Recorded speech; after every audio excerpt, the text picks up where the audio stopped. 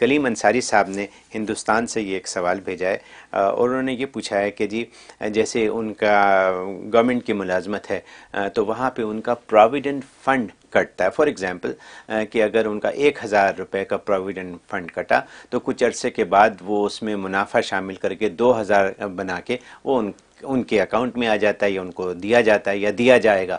تو جو provident fund کا جو اصول ہوتا ہے اس کے حساب سے. تو پوچھنے کا مقصد یہ ہے کہ اس قسم کے منافع کو کیا ایکسیپٹ کیا جائے, کیا یہ جائز ہے, اور کیا پراویڈنٹ فنڈ کٹوانا جائز ہے, اس کے اوپر منافع لینا جائز ہے؟ یہ پورے سوال ہیں ان کے.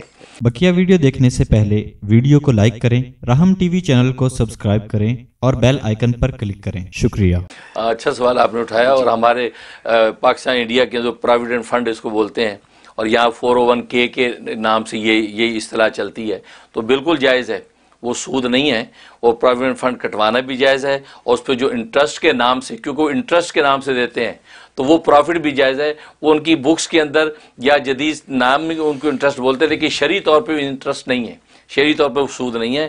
کیونکہ آپ کی ملک میں اور قبضے میں آنے سے پہلے کوئی چیز کٹ جائے اور اس کے اوپر جو کچھ بنتا ہے وہ سب کا سب جو ہے وہ آپ کے لیے حلال اور منافع ہوتا ہے. اس میں وہ بالکل سیلا اور احسان ہے, اس میں کوئی مذاکرہ نہیں. لہٰذا پروویڈنٹ فنڈ کٹوانا, اس کے اوپر مزید منافع, یہ یہاں کی دنیا میں 401k جو ہے اس کے اوپر جو کچھ ملتا ہے وہ سب کا سب جو ہے وہ حلال ہے, وہ شرعاً بالکل سود نہیں ہے, جائز ہے. بہت خوب.